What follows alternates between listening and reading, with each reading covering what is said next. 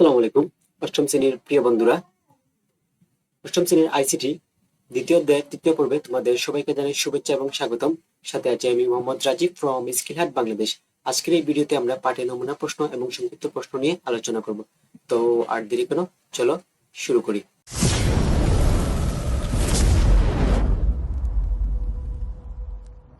নমুনা প্রশ্ন।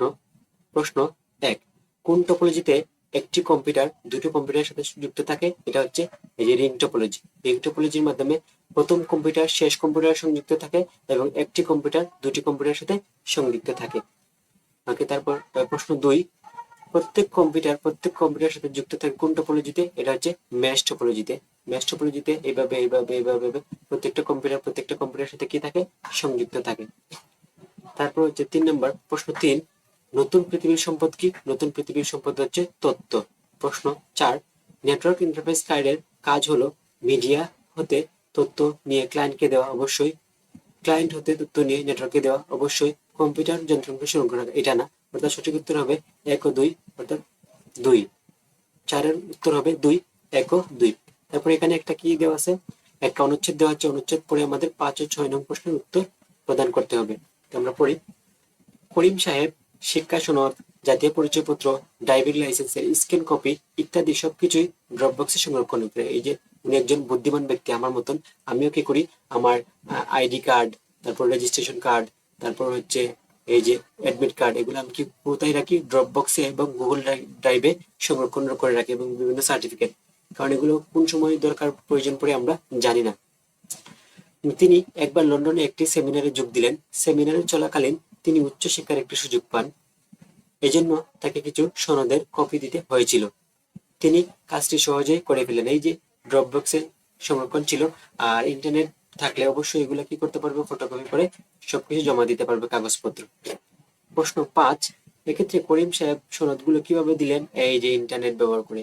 ইন্টারনেট ব্যবহার করে, অর্থাৎ 5-এর উত্তর হবে 4। তারপর হচ্ছে 6 প্রশ্ন কি বলছে? 6 প্রশ্ন, করিম সাহেব কাজটি সহজেই করতে পেরেছেন কারণ ড্রপবক্স যে কোনো স্থানে খোলা যায়, অবশ্যই, যেহেতু ইন্টারনেট ভিত্তিক সফটওয়্যার, এটা ক্লাউড ভিত্তিক সফটওয়্যার। এটা কোন ভিত্তিক? ক্লাউড ভিত্তিক। তারপর হচ্ছে তথ্য গোপন ও সংরক্ষিত থাকে, অবশ্যই।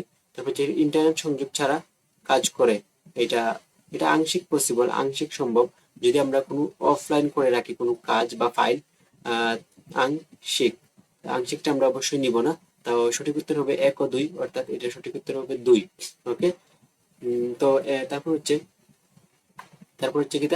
কি হচ্ছে পাঠের সংক্ষিপ্ত প্রশ্ন। পাঠের সংক্ষিপ্ত প্রশ্নগুলো আমরা আলোচনা করবো এখন। এই যে পাঠের সংক্ষিপ্ত প্রশ্ন। প্রথম প্রশ্ন কি? নেটওয়ার্কের ক্ষেত্রে ক্লায়েন্ট বলতে কি বুঝো? উদাহরণ সহ ব্যাখ্যা করো। দ্বিতীয় প্রশ্ন, কম্পিউটার নেটওয়ার্কের ক্ষেত্রে প্রোটোকল কি? ব্যাখ্যা করো, বা প্রোটোকল কি? রাউটারের কাজ কি? মডেম কি কাজ করে? তারপর হচ্ছে ল্যান কার্ডের প্রয়োজনীয়তা কি? আর যারা আমার যে ধারাবাহিক পর্বগুলো দেখেছো, তারা আশা করি এগুলো নিয়ে কোনো ঝামেলা পোহাতে হবে না, বা প্রতিটা পর্ব সুন্দর করে দেখেছো, তাদের এগুলো নিয়ে ঝামেলা পড়ার কথা না। তাও আমরা এগুলো নিয়ে এখন বিস্তারিত আলোচনা করব। প্রশ্ন 1, এই যে প্রশ্ন 1, কম্পিউটারের ক্ষেত্রে ক্লায়েন্ট বলতে কি বুঝো? উদাহরণ সহ ব্যাখ্যা করো। নেটওয়ার্কের ক্ষেত্রে ক্লায়েন্ট হলো সেই কম্পিউটার বা ডিভাইস যা সার্ভার থেকে তথ্য বা সেবা গ্রহণ করে। ক্লায়েন্ট নিজে কোনো সেবা দেয় না। ওকে, ক্লায়েন্ট নিজে কোনো সেবা দেয় না, বরং সার্ভারের কাছে অনুরোধ পাঠায়। উদাহরণ, স্কুলের কম্পিউটার ল্যাবের অনেক কম্পিউটার সার্ভার থেকে ফাইল বা প্রিন্ট সেবা নেয়, তাই এগুলো ক্লায়েন্ট। অর্থাৎ ক্লায়েন্ট হলো ব্যবহারকারীর কম্পিউটার যা সার্ভার থেকে সেবা গ্রহণ করে। এইগুলো তো আমরা বলছি ক্লায়েন্ট মানে আমি আর তুমি। আমি আর তুমি কি করি?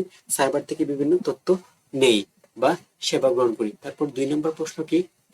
কম্পিউটার নেটওয়ার্কের ক্ষেত্রে প্রোটোকল কি? এই যে প্রোটোকল বলছিলাম যে নিয়ম কানুন। ওকে, কম্পিউটার নেটওয়ার্কের ক্ষেত্রে প্রোটোকল হলো কিছু নির্দিষ্ট নিয়ম ও নির্দেশনা যার মাধ্যমে নেটওয়ার্কের বিভিন্ন কম্পিউটার একে অপরের সাথে যোগাযোগ করে।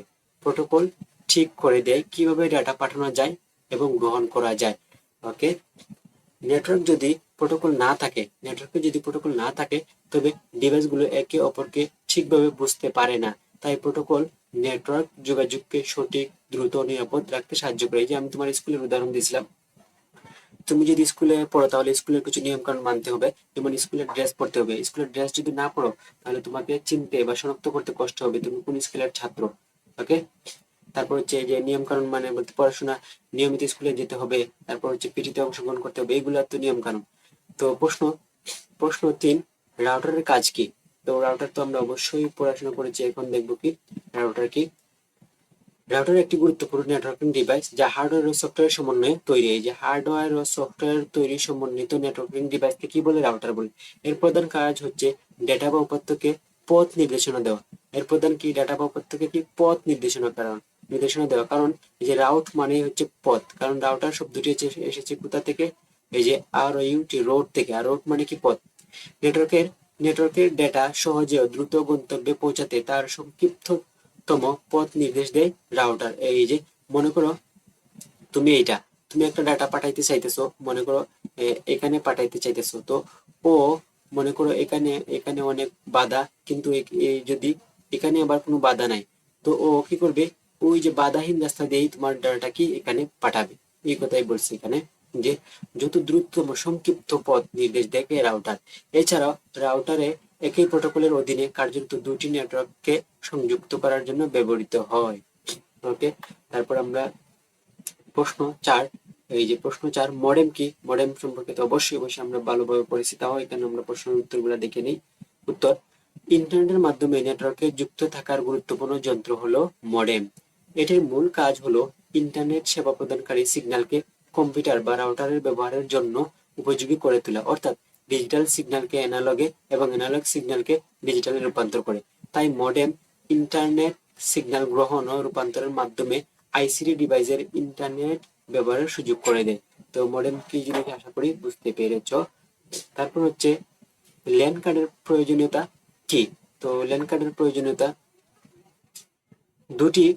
দুটো বা অধিক সংখ্যক কম্পিউটারকে একসাথে যুক্ত করতে ল্যান কার্ডের প্রয়োজন হয়। অর্থাৎ আমরা যদি কম্পিউটার নেটওয়ার্ক গড়ে তুলতে চাই অবশ্যই ল্যান কার্ডের প্রয়োজন হবে। নেটওয়ার্কের সাথে যুক্ত এক আইসিটি যন্ত্র থেকে অন্য যন্ত্রে কোনো তথ্য বা উপাত্ত পাঠাতে কিংবা গ্রহণ করতে ল্যান কার্ডের প্রয়োজন হয়। এক্ষেত্রে ল্যান কার্ড ইন্টারনেটের মতো কাজ করে। তো আশা করি ল্যান কার্ড পার্টে তো আমরা আজকে আলোচনা করেছি, আর এখানে একটু আলোচনা করলাম। তো এই তো ছিল পাঠের সংক্ষিপ্ত এবং বহু নির্বাচনী নমুনা প্রশ্ন নিয়ে আলোচনা। সো ভিডিওটি যদি ভালো লেগে থাকে তাহলে অবশ্যই স্কেলার বাংলাদেশ চ্যানেলটা সাবস্ক্রাইব করে পাশে থাকবা এবং পরবর্তী ভিডিও পাওয়ার জন্য বেল নোটিফিকেশনটা বাজিয়ে দিবা। So thank you so much for watching this video. ভালো থাকো, সুস্থ থাকো এবং স্কেলার বাংলাদেশের সাথেই থাকো। আসসালামু আলাইকুম।